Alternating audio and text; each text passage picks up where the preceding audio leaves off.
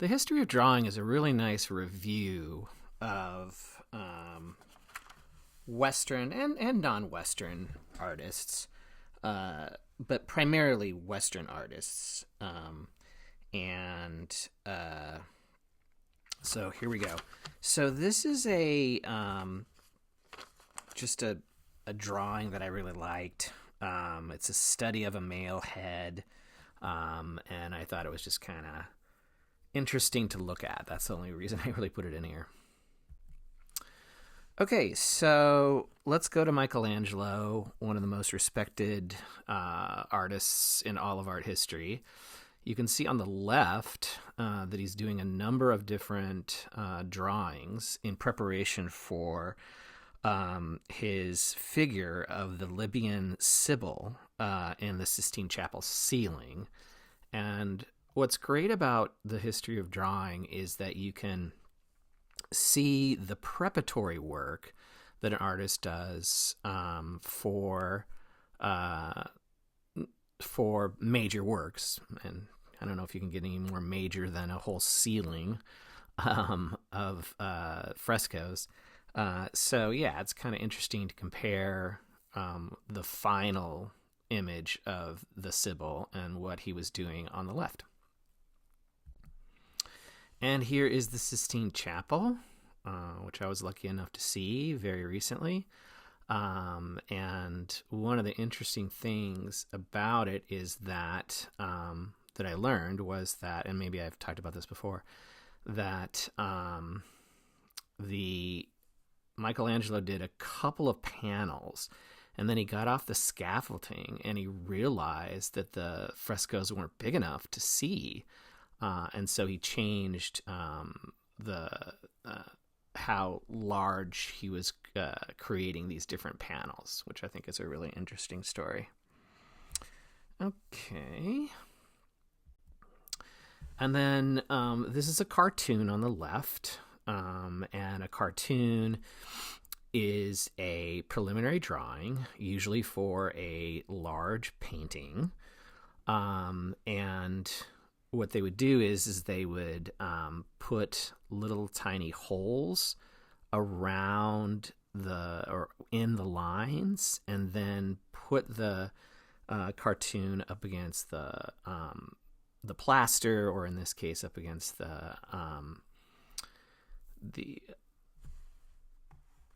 what's this all about? Okay, hold on. Up against the canvas. And again, what's interesting about this is that the cartoon is pretty decidedly different from what you see on the right with the finished Leonardo painting. There's not an extra person, who I would have to believe is St. John the Baptist.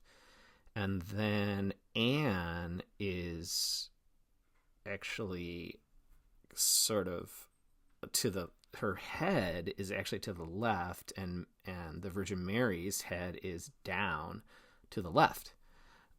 So lots of changes there.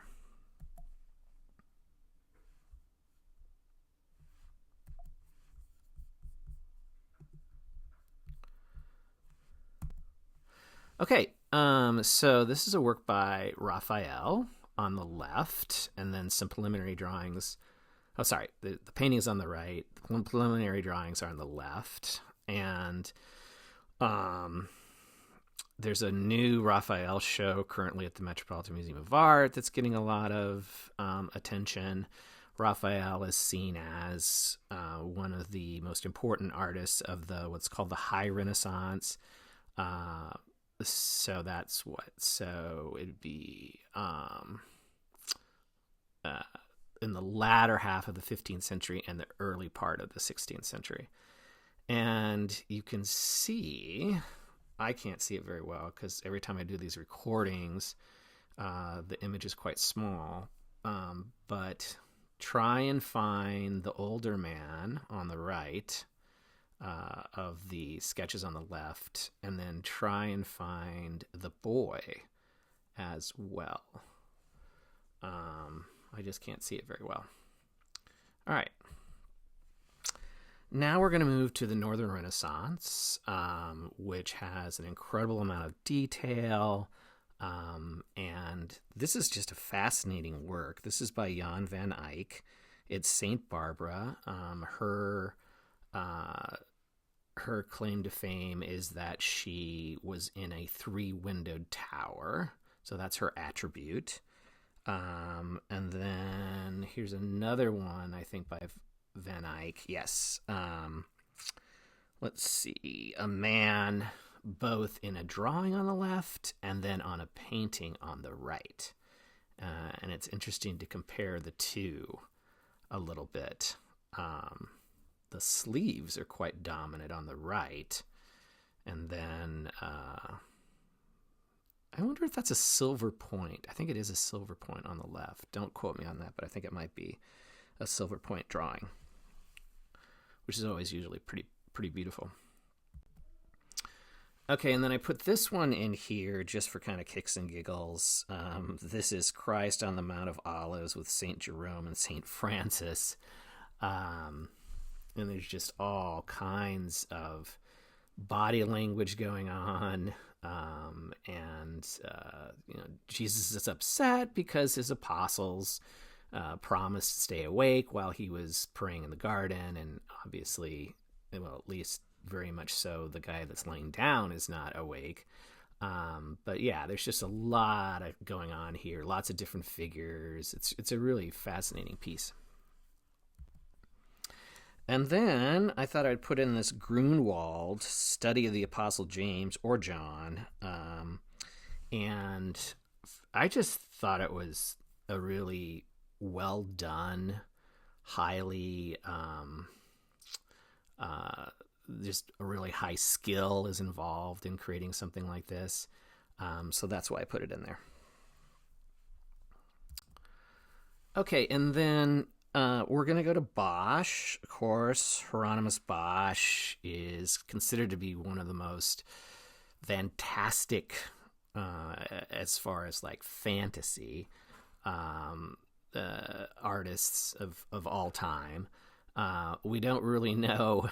There were other artists in the Netherlands that were also creating these worlds, world building with all kinds of different really interesting creatures and such. But of course, Bosch is the one that's always talked about. And this one is actually in the right panel of Garden of Earthly Delights. So it's kind of a preparatory for that.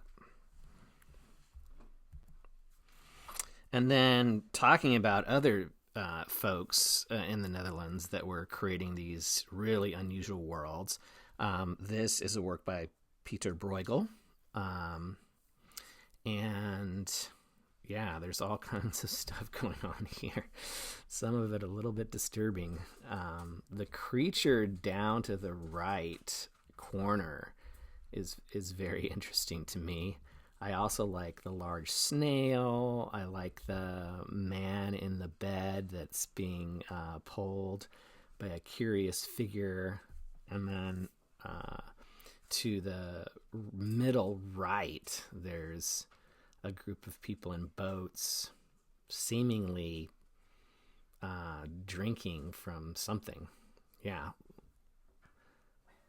Interesting. Yeah, okay. So, yeah, there you go. Is it the man's head and his body there? You never know with these Netherlandish painters and with what creature we're looking at, what's going on. Okay, and then this is a work by Hans Holbein the Younger. Hans Holbein was from present-day Germany, and when the Protestant Revolution happened, he ran out of customers because Protestants, one of the things, of course, that they very much emphasize is that they don't want a lot of images in their churches. And so he goes to England. And it's there that he creates these incredibly realistic portraits of the court of Henry VIII. And it's always interesting, as I've been saying throughout this lecture, it's always interesting to see the drawing on the left and then the final painting on the right. And there's been a lot of interest in Hans Holbein as of late. I don't know particularly why, but it's true.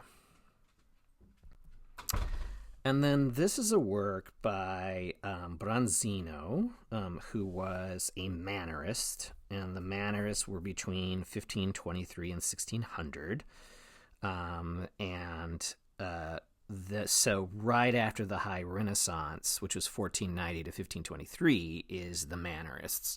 And what we're going to see with Mannerism is an elongation of the figure, and an unusual color palette, I would say, are the two main sort of characteristics. And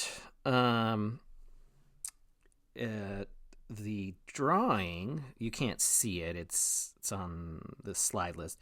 The drawing is of the Christ child, and it was used obviously by Bronzino for this finished painting. Okay, and then here's some more from Bronzino. This is, let's see. Yeah. Yeah, this is a head of a smiling young woman in three-quarter view, cartoon fragment from Moses striking water from a rock. I actually had a whole book of Bronzino's drawings when I was making this lecture, and I think he's just a master at it. Okay, and then let's look for the woman. I think she's on the left. Yeah, she's totally on the left. So if you look on the left, you see sort of a diagonal man, and then I think the woman is above her at the bottom there. Okay. And then this is another drawing, the Pharaoh receiving Jacob into Egypt. Okay, now let's go to Italian Baroque ceilings. They are incredible. And this is, I think, just a really knockout drawing that was done, obviously, as preparation for these incredible illusionistic Baroque ceilings. And the Baroque time period, of course, is the 1600s. And this is Andrea Pozzo's, hope I'm pronouncing that right, illusionist architecture for the vault of San Ignacio. And then here it actually is. You wouldn't be alone if you were in church and looking up at this one for most of the time you're in the Mass, the Catholic Mass. It's just a stunning example of Baroque illusionistic ceilings. And then here's a close-up where you can see just the skill level is amazing. Okay. And then I really like this one. I had not come across it before. And this is a ceiling studies of a prophet and a Puto scene from below. I just like the drawing. Okay, now we're going to move to Dutch 17th century and Flemish Baroque. And again, we're still in the 1600s. And so we're looking at something by Rembrandt on the left. And it's obviously a work that's based off of an Indian miniature from the Mughal Empire on the right. And it's a little bit of a mystery how Rembrandt came across these beautiful Mughal miniatures. But we certainly know that he was looking at them because there's no doubt that he's copying. And then here's another one. Shah Jahan enthroned with his son. And then here's Rembrandt. Now, I can't go back, unfortunately, with this. This is Rembrandt's... he's taking parts of what we just saw and I believe changing them just a little bit, which is always good. Okay, then we're going to go to Peter Paul Rubens, who's from Flanders, which makes him Flemish. And this is his drawing of a man in a Korean costume. And we're not sure how he came across this Korean man. And then it's actually a portrait, a Korean portrait on the right. It's obviously not the same person. But one of the things that Korean portraiture is known for is that the faces are very rendered in a realistic manner. And then the robes and such are a little bit more or less defined, I would say. Okay, so that's Peter Paul Rubens getting to look at Asian art. And then this is Rembrandt's first wife, Saskia, in a straw hat. They were very much in love, and when she passed away, he was devastated. And there are many images, paintings, and drawings of Saskia. And then here is Peter Paul Rubens. I think it's his first wife. It's Isabella Brandt. And it's kind of a whimsical drawing of somebody he knows really, really well.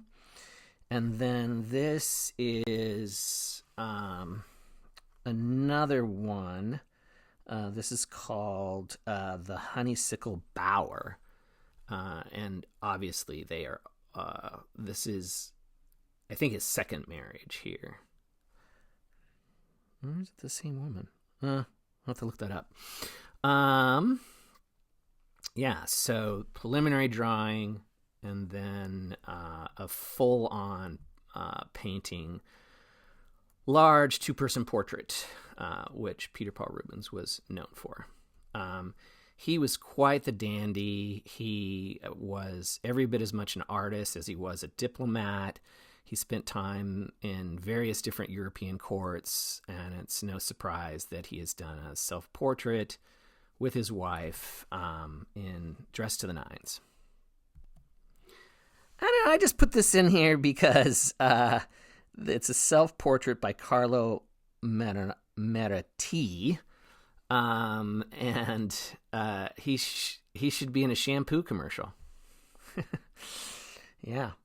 Okay. Now, let's look at some examples of Rococo drawings.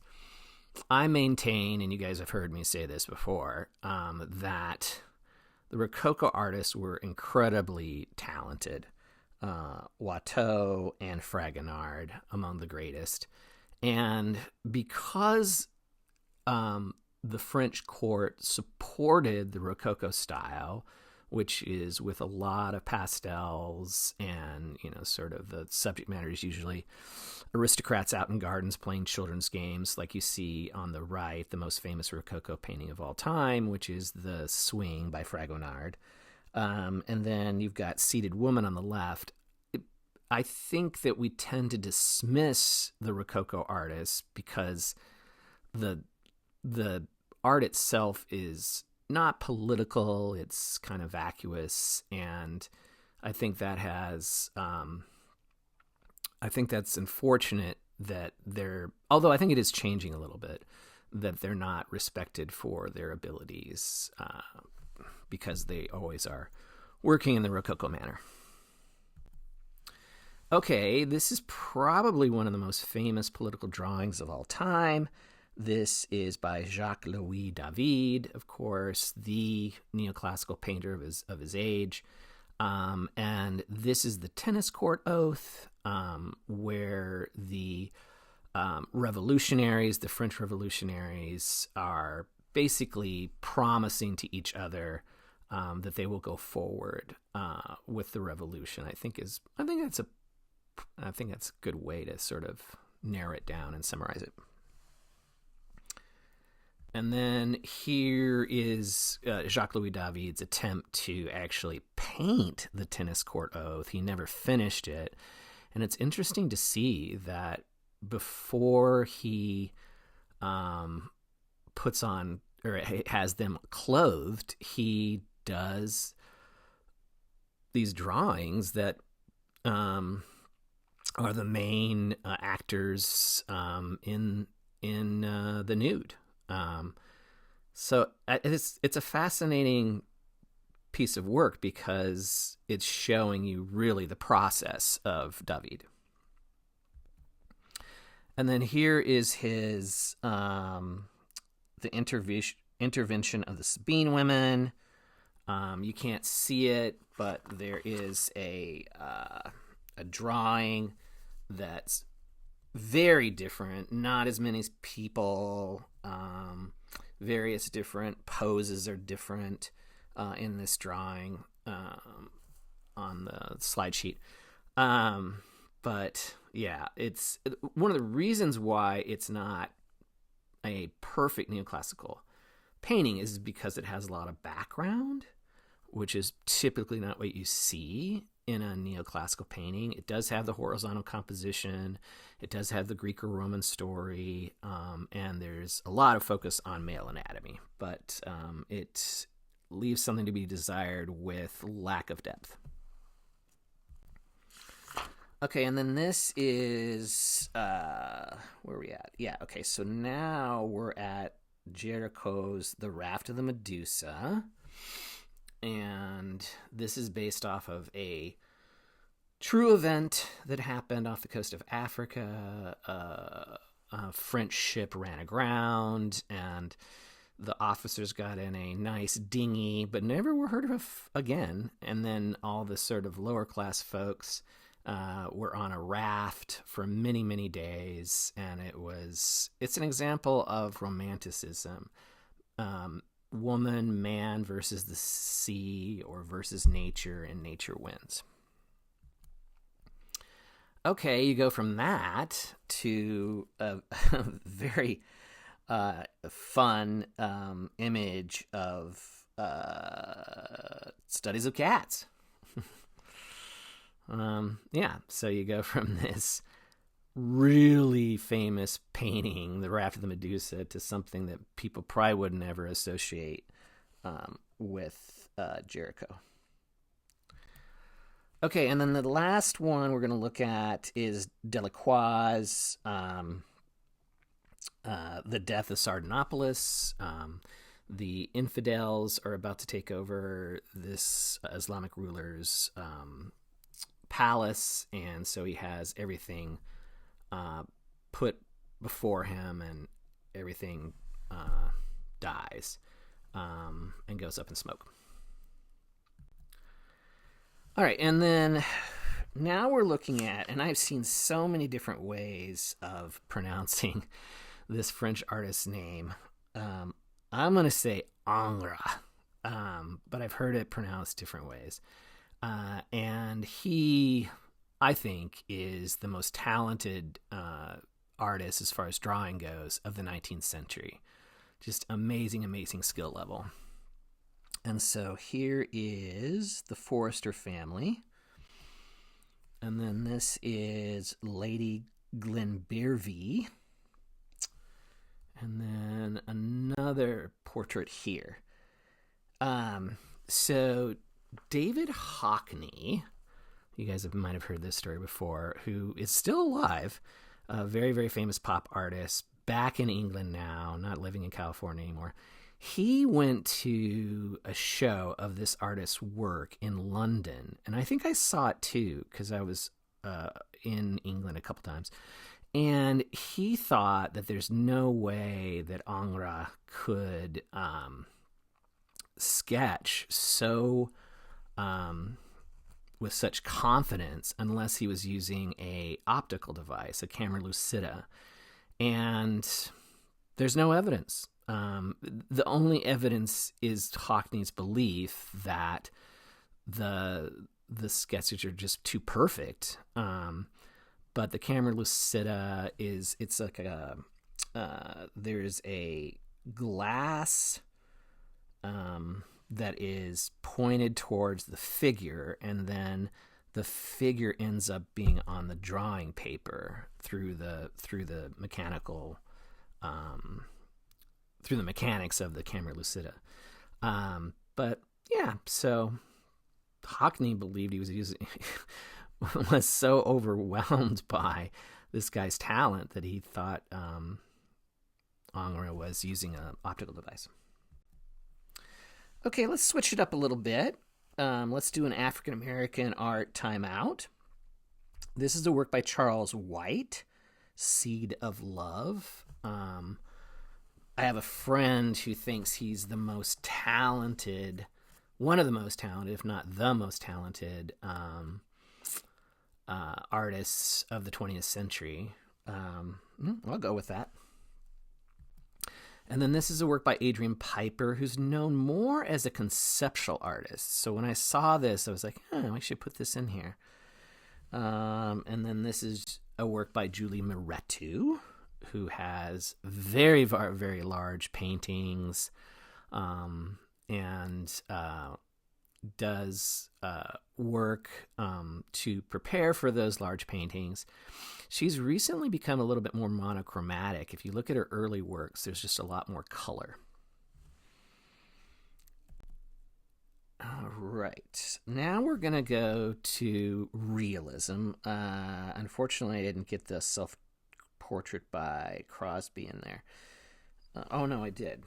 Well, it's on the slide list. Okay, so realism is a movement in the early 19th century, and the focus is on the peasantry. And there's a theory out there that realism wouldn't have happened unless you had the doing away with the aristocracy. And it's okay to say something is realistic, but when you say something is an example of realism, you're really talking about a French movement in the early 19th century. And then this is a work by Damier. He's my favorite of all the realists. He's also my favorite political cartoonist for sure. And then last but not least, The Sower. Probably one of the most famous images of all time, I would say. Okay, now let's go to Impressionism. Let's look at some Impressionists' drawings. This is Degas' The Violinist for the Rehearsal. And I don't know if I have the final painting. No. Oh, yeah, I do. There we go. So one of the things about Degas that a lot of people don't realize is that he went into these ballet studios, did a number of different sketches, and then took them back to his painting studio and kind of did a collage of his favorite poses from his time in the studio.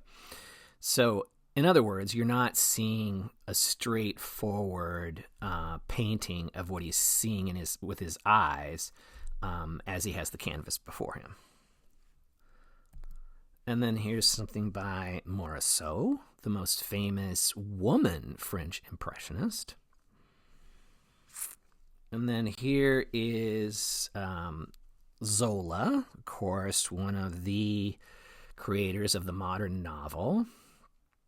And what's interesting about this is that there's a Japanese woodblock print in the upper right-hand corner. There's a grayscale copy of Manet's Olympia, and there's also a drawing of a work by who did that work? Oh, Velázquez, yes. And then there's a Japanese screen to the left as well. And Monet really hobnobbed with some of the leading intellectuals of his time, and so he does this painting of his friend. Oh, okay, yeah, I forgot. I put in the actual painting by Velázquez. So Monet loved Spanish Baroque painting. He was really enamored with it, and he really wasn't a huge fan of Italian Renaissance works, which kind of made him a little different from other artists in that time period. Okay. This last one is Toulouse-Lautrec's The Laundress. In the last 10 years, I've really come to appreciate Toulouse-Lautrec for sure. Okay, now we're looking at what's called academic art. So now we're looking at academic art. And academic art was the most popular art of the Impressionist era. You probably know that the French really didn't celebrate the Impressionists, which is so crazy because now, of course, everybody loves the Impressionists. But academic art is usually a nude in the studio, and they were constantly doing these drawings so they could be very adept at the human figure. Okay, this is Annie Putagook. I just looked up how to say her name. I knew how, but I just wanted to make sure. So she's an Inuit from Canada. So she's a First Nations person. And she does these just amazing drawings of everyday life among her people. And they're colored pencil more than anything else. And yeah, this is called Three Generations. And this is Bringing Home Food. And then this is Composition, Mother and Child. I think this one is my favorite of the three. I really like that one. Okay, now let's look at some Minnesota native artists. Here's a work by George Morrison, who currently has a show at the Met on his images of New York City, which I think is really interesting.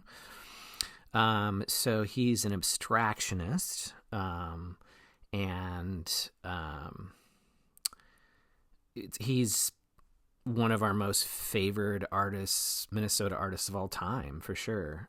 Just an amazing presence in the art world, and showing that native art itself of the 20th century doesn't need to be figurative. This is Julie Buffalo Head, and she's from Oklahoma, and oftentimes she has animals in her works. Okay, this is a work by Frank Big Bear, who's really become, I think, a little bit more well-known over the last 5 years. He also works in colored pencil, not all the time, but in this one he does, obviously. And here's another one, Fawn. And then lately he's been working with collages from various different sources. Some of it is photography, some of it's actually straight taken from art history books, and these are very, very large pieces that he's creating as of late. As you can see, that's a lot of images in this work of 2016. Okay. And then, I think, are we to his son? I think so. Let's see. Yeah, so I think we're now heading into Star Wallingbull's work. It's Frank Big Bear's son. Some of it, you can see the influence of his dad's aesthetic, but some of it's just he's doing his own thing. And here's one. Chief Cadillac. All right. Now let's go to a Latin. Oh, that's Chief Cadillac, actually. All right, I was wrong. So, yeah, okay, that's a fine. Frank Big Bear's work was that one with the gray aesthetic, and then Little Sandman was the first one, and now this is Chief Cadillac. Okay, let's go to a Latin American artist. This is Julio Cesar Morales, Undocumented Intervention Stories. So he's showing immigrants hiding in various different ways crossing the border. And then last but not least, we're going to look at an Asian American artist that's getting a lot of attention. I think the show at MoMA is still there. It might be down. And she was influenced by, actually, baskets made in Mexico. I just learned that recently. And this is Ruth Osawa. And this is an installation photograph. And then here are some of her drawings. Untitled 1961. I think these are really quite lovely. And last one, Untitled 1971. That was a long one. All right, we're done. We did it. That's the drawing lecture.